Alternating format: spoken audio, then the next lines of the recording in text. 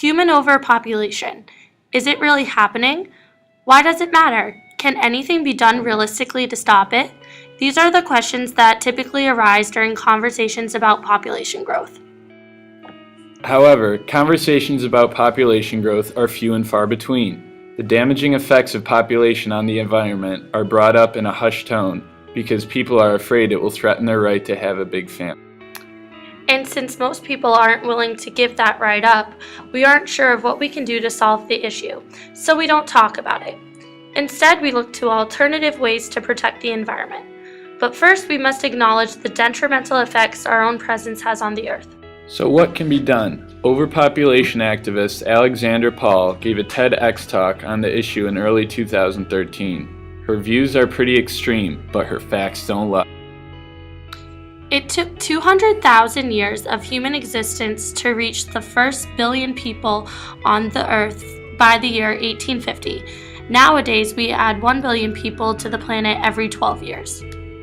This is how quickly it's happened. Each dot represents 1 million people, and by 2015, we have reached over 7.2 billion people. You can see just how quickly it's grown and how quickly it will grow if it stays at this rate. Okay, so we can all agree that the population is growing, and it's growing fast. But what does this mean for our environment? According to the IPAT model, the impact on the environment is affected by a combination of human population size, affluence, and technology. Therefore, population is directly correlated with human impact on the environment. Scientists Thomas Malthus and Paul Ehrlich both have the pessimistic belief that population growth will eventually lead to starvation and disease across the globe. They are sure this will occur if population continues to exceed Earth's carrying capacity. So obviously, population has the potential to not only affect, but harm nearly every aspect of our environment. We could go on and on about the issue and how it affects multiple areas of our life. But today, we are going to focus on one specific area where overpopulation has a large impact: food. It's a simple fact. The more people there are on Earth, the more food we need to sustain life. Therefore, increasing population threatens a global food crisis. A common misconception of this food crisis is that there is not enough food in the world, when actually, right now there is enough food produced that could potentially feed everyone. The problem is that it is not always distributed evenly to reach those in need. Dr. Nafis Sadiq, Executive Director of the United Nations Fund for Population Activities, describes the food crisis as a four-part equation. First, lifestyles, incomes, and social organization determine how much food is consumed by a certain group. Second, the technologies used in food production determine human impact on the environment. Third factor is inequality, which is when the poor are unable to acquire the food they need to survive.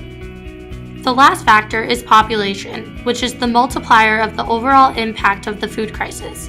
In other words, population is the factor that determines the seriousness of the crisis. Now let's go back to the issue of increased consumption of food. Global food demand is rising as millions of people in developing countries acquire the means to eat richer diets. This has to do with the first part of Dr. Sadiq's equation.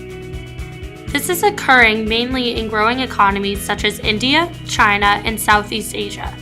As these groups continue to aspire to the Western ways of life, demand for food grows exponentially. As we said earlier, the food crisis as of right now lies more in food distribution rather than production. However, overpopulation could still potentially cause a crisis in food production. By 2030, the world will need at least 50% more food. So the question you probably have is, what is the solution? How can we decrease this trend in population growth? Many other sources suggest that families make the informed decision to just replace themselves, which translate into having 1 or 2 children. But is this realistic? Legal regulations limiting families to 1 child in China resulted in social catastrophe, so it's clear we can't force families to accept this. But what's the alternative? How can we help solve the damaging effects of overpopulation without necessarily taking drastic measures to decrease the population?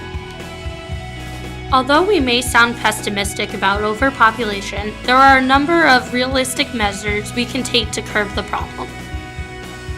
Barring any extremist ideas, there are no short-term solutions to overpopulation, but nor do there need to be. If long-term measures are implemented, we can prevent human overpopulation from becoming an immediate crisis.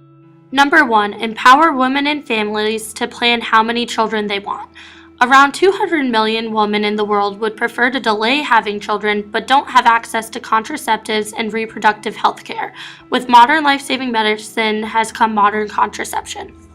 We need to provide services and accurate information to the people who really want it and elect politicians who promise to do so both in the United States and worldwide.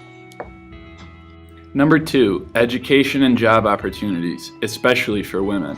These are critical components for alleviating overpopulation. Studies have found that when women have more education, including sex education, as well as job opportunities, they choose to have smaller families and are able to invest more in each child, which helps break the cycle of poverty. Number 3, tax benefits or concessions.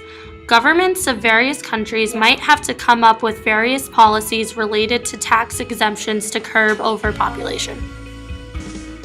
One option might be to waive certain parts of income tax or lower the rates of income tax for married couples who have single or 2 children. As humans are more inclined toward money, this may produce some positive results. Number 4, awareness of environmental and social costs of overpopulation. Although our environmental biology class knows the dangers of overpopulation, most of the world does not. As Americans became aware of this in the 60s and 70s, many people chose to have smaller families.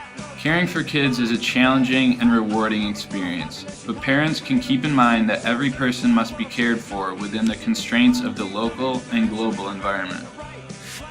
To conclude, overpopulation might seem daunting at the moment, but we can be the solution. Let's take responsibility and find answers that will save our planet. It's the end of the world as we know it, and I feel fine. 6 o'clock TV hour, don't get caught in foreign towers, slash and burn.